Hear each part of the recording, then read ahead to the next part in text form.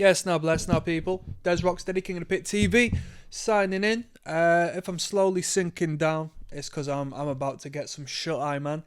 We just listened to the self-titled record, Boxcar Racer. I believe they've only done one album. This was put out in 2002. 13 tracks, maybe 12, because we had an instrumental there at the end, which was its own individual track. But I don't know, it just seems a bit odd, to be honest.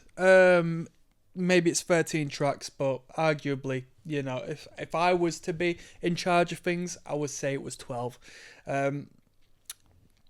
This was an okay record. It was okay. Was it as good as Blink-182? Better than... I'm going to be controversial here and say it was better than Dude Farm. Better than the other stuff? Not really.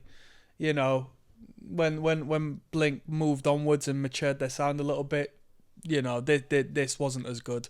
And that's not down to the quality of the music, but just down to the energy, the atmosphere, and the soundscape generally.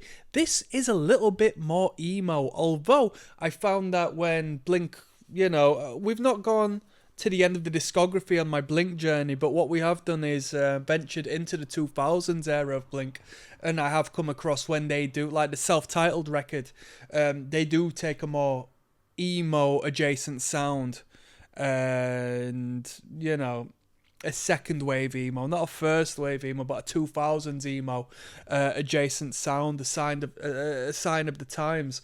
And it works for the band, and it works for the time they were operating in, most definitely. That's why this band is larger than life.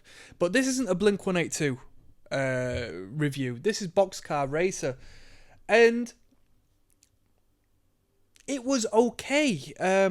I think this is one of them acts where you needed to be there to experience the magic. You needed to be in a particular space. You needed to be operating in a particular manner where you could align with the emotional frequency that was given to you on this record. You know? It's a hindsight record and band. And bro, everyone's been telling me to get onto this. Boxcar Racer was recommended a lot, especially through the Blink-182 stuff, but on other acts as well. People said, bro, you gotta do Boxcar Racer, gotta do Angels and Airwaves or whatever they're called. You need to move on to the side projects. So it was about time I did so.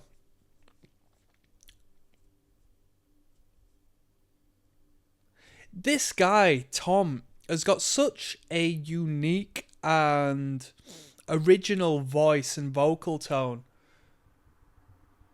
and way of doing things that any project aside Blink-182 where he's fronting it and writing, it's always going to be lackluster in comparison.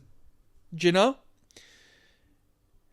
It's always going to be within the shadow of the Goliath that is. They did try to do some new stuff on this record. The general sound was different. It was a little bit more... It was polished, but it was a little bit more lower register, generally speaking, with the guitar work. The sound engineering was a little darker in tone. And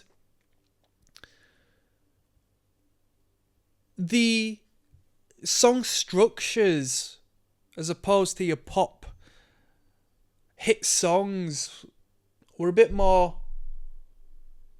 transitional from A to B, from the start of the record to the end of the record. We were just flowing through it, as opposed to bouncing through this formulaic, structural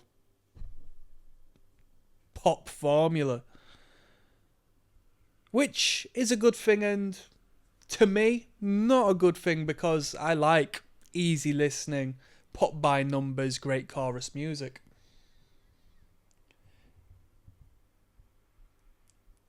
As an independent record, this was well produced. This was well written, well composed, well performed. Some good hooks in there, instrumentally speaking, some good bass lines. It's hard though, isn't it, to not compare it to Blink-182. It comes with a novelty factor. And my experience with Blink-182 wasn't through my youth, it was through this channel and listening to Blink and hearing your recommendations, but they're big shoes to fill.